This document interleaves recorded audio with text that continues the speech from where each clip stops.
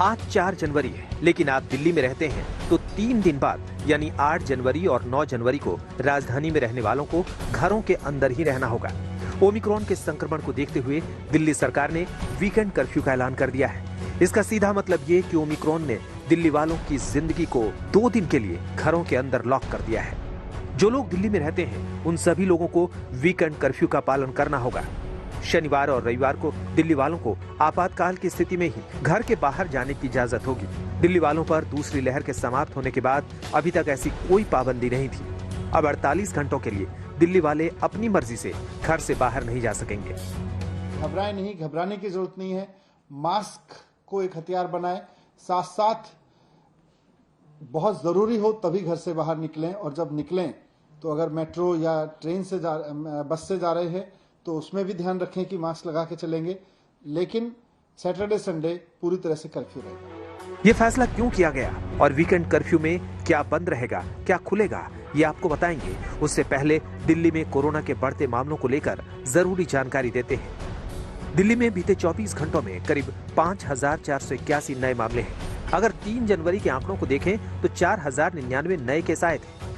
वहीं 1 जनवरी को 4100 नए केस सामने आए, यानी लगातार केस बढ़ रहे हैं। चौंकाने वाली बात यह है कि इस वक्त दिल्ली में करीब 11000 एक्टिव केस हैं।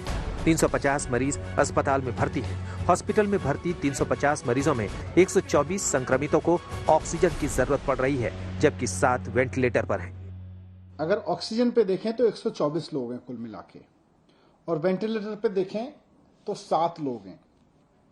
तो एक्सपर्ट्स का ये मानना है कि ओमिक्रॉन का अभी तक का जो बिहेवियर है, अभी तक का जो जिन लोगों को ओमिक्रॉन का इन्फेक्शन हो रहा है, उनको बहुत माइल्ड सिम्टम्स हो रहे हैं या नहीं हो रहे हैं और जल्दी ठीक हो जा रहे हैं। ये दिल्ली में ओमिक्रॉन की लेटेस्ट हेल्थ रिपोर्ट है। अब आपको बता दें हैं कि इस वीकेंड से दिल्ली में क्या बदलने वाला है। दिल्ली वालों के लिए ये जानकारी बहुत जरूरी है। एक लाइन में समझें तो नाइट कर्फ्यू के बाद अब दिल्ली में शनिवार और रविवार को लॉकडाउन लौट आया है। वीकेंड कर्फ्यू के दौरान दिल्ली में इमरजेंसी सेवाओं के अलावा किसी को घर से बाहर जाने की इजाजत नहीं होगी। हॉस्पिटल, एयरपोर्ट, बस और रेलवे स्टेशन जाने वालों को वीकेंड कर्फ्यू के दौरान छूट रहेगी। Mall, gym, spa, auditorium, market और निजी दफ्तर बंद रहेंगे।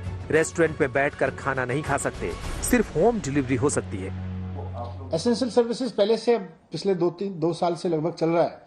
तो खाने से लेके और मेडिकल से लेके और पुलिस और इस तरह की जितनी भी चीज़ें हैं एसेंशियल सर्विस में, इमरजेंसी सर्विसेज में, फूड आइटम, सब्जी और ये सब को नहीं रोका जाएगा। दिल्ली में वीकेंड कर्फ्यू के साथ साथ 2 और बड़े फैसले किए गए हैं। अब दिल्ली के सभी सरकारी दफ्तरों में जरूरी सेवाओं को छोड़कर बाकी कर्मचारी ऑनलाइन या वर्क फ्रॉम होम करेंगे। वहीं प्राइवेट दफ्तरों में 50% कर्मचारियों को वर्क फ्रॉम होम करना होगा। दिल्ली में पब्लिक ट्रांसपोर्ट यानी बसें और मेट्रो पूरी क्षमता के साथ चलेंगी, लेकिन बिना मास्क के मुसाफिरों को एंट्री नहीं मिलेगी। दिल्ली में कोरोना के बढ़े संक्रमण को देखते हुए वीकेंड कर्फ्यू लगा दिया गया है। राजधानी दिल्ली में कोविड की चपेट में मुख्यमंत्री अरविंद केजरीवाल से लेकर बीजेपी सांसद मनोज तिवारी तक आ चुके हैं। आज मुख्यमंत्री अरविंद केजरीवाल ने ट्वीट के जरिए संक्रमित होने की जानकारी साझा की। मैं कोविड पॉजिटिव पाया गया हूँ। हल्के लक्षण हैं। मैंने खुद को घर में आइसोलेट कर लिया है। पिछले कुछ दिनों में जो लोग मेरे संपर्क में आए हैं, कृपया खुद को आइसोलेट कर लें और अपनी जांच कराएं। अगर दिल्ली की बात करें तो दिल्ली में पिछले 24 घंटे में 4000 से ज्यादा केसेस आए हैं, 10,000 से ज्यादा एक्टिव केसेस हैं। दिल्ली में नाइट कर्फ्यू भी लगा हुआ है, लेकिन जिस तरीके से कोरोना का संक्रमण फैल रहा है उस वजह से डीडीएमए ने भी एक आपात बैठक बुलाई है। लेकिन बड़ी खबर यही है कि दिल्ली के मुख्यमंत्री अरविंद केजरीवाल खुद कोविड पॉजिटिव हो गए हैं। खतरा बड़ा है, संक्रमण बहुत तेजी से फैल रहा है। ऐसे में छोटी सी लापरवाही महा खतरे को दावत देने जैसा होगा। जिस तरह से देश की राजधानी में लगातार संक्रमण दर में इजाफा हो रहा है, देखना यह भी होगा कि क्या अस्पतालों में मरीजों की संख्या बढ़ रही है या नहीं। फिलहाल दिल्ली के अस्पतालों में 500 से ज्यादा मरीज कोरोना के भर्ती हैं और ऐसी स्थिति में आने वाले दिनों में इस बात का आकलन किया जाएगा कि क्या अस्पताल में गंभीर मरीजों की संख्या बढ़ रही है या नहीं, और उसके बाद ही यह फैसला लिया जाएगा कि क्या दिल्ली में और पाबंदियों की जरूरत है या नहीं। कैमरामैन अजय ठाकुर के साथ पंकज जैन, दिल्ली आज तक।